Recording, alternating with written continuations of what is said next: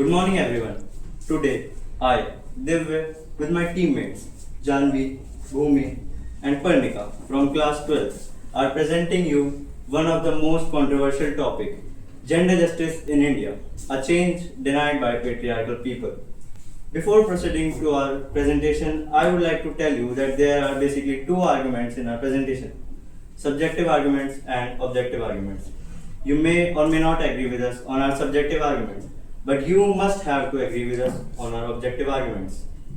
क्योंकि ओपिनियन अलग हो सकते हैं मगर फैक्ट्स नहीं.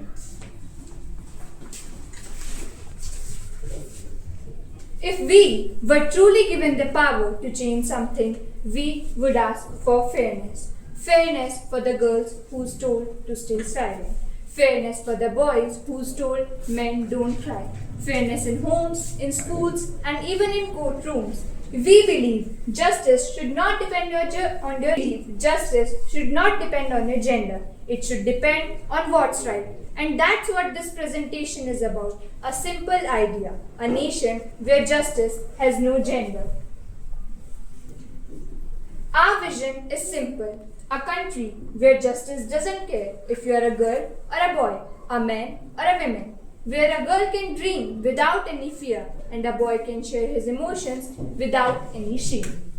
A nation where the laws are same for everyone, no matter their religion, caste or gender. Because real equality is not just about giving rights, it's about removing the fear for asking for them. That's a dream, a nation where justice finally has no gender. What do you all understand by gender justice? It means giving equal rights, opportunities, and responsibilities to all gender, no matter male, female, or others.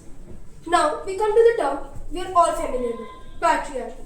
It is a system where men hold more power in government offices and other places, and others are expected to follow. What is feminism? It is a belief that all genders should have equal rights.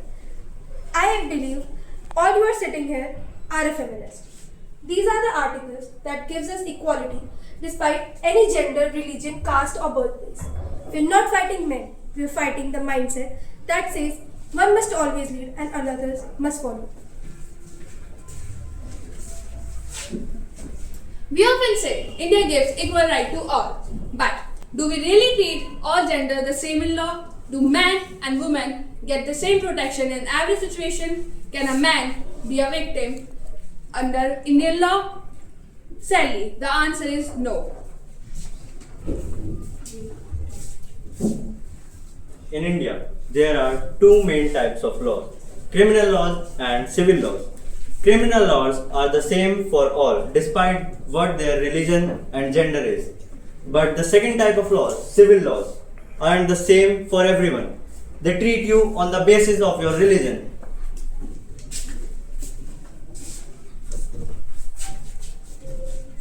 Section 375 of Indian Penal Code defines rapes, but in a narrow way. It says rape can only happen when a man forces a woman. That's it. So what about men who are sexually assaulted?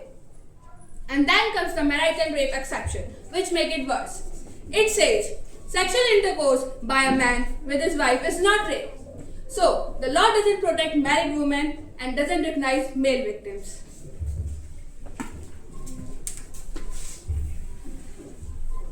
In India, we still have personal laws practicing gender biasness in the name of religion.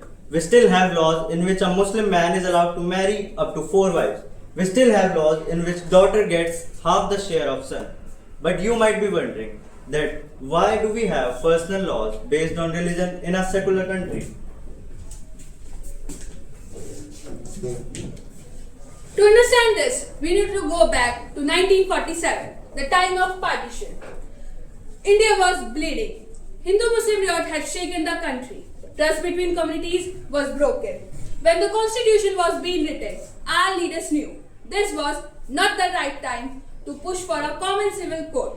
So they added it as a promise for future under Article 44 under the directive principle of state policy. They said clearly, the state shall endeavour to secure for a uniform civil code throughout the territory of India. Even back then, they wanted one law for all, but not by force, not due to fear. So why? It is still not implemented after 75 years of independence.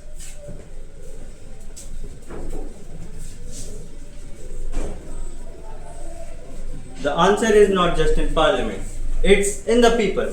And to be honest, we failed to build trust of minorities. And how can we expect them to trust us? When laws like CA are brought, which give citizenship based on religion, leaving out Muslims. Fake narratives are often spreaded by social media and media on television. According to India Hate Lab, in previous year, 1,165 hatred speeches are given by our politicians. Minorities को घुसपैठिया बताया जाता है और लोग ऐसे laws के against protest करते हैं तो उन्हें एंटी नेशनल घोषित किया जाता है. This is not how you create trust. This is how you create fear. And in fear, even the right laws feels like a weapon. So now, let's assume that we've implemented UCC and amended Section 375. Now what? A law is just words on paper if people don't follow them in real life. For example, child marriage is still banned in India. But according to UNICEF report, more than 1.5 million child marriages happens every year in India. Dowry is also banned in India, but almost all families ask for it. Then how we will implement these laws on grounds? We don't need to wait for a minister to bring a change. We can bring it ourselves, in homes, in schools, and with our friends. Gender justice doesn't come from courtrooms alone. It comes when a teacher says that boys can cry too, when a friend corrects a joke that insults women, when a student speaks up, when someone says girls can't do this. That's where the real change begins. We can spread awareness by discussions, educations, and actions. What can we do as a student? We can correct wrong beliefs with calm facts. We can educate people about gender equality. We can speak up when someone says or does something wrong. We can break old gender stereotypes.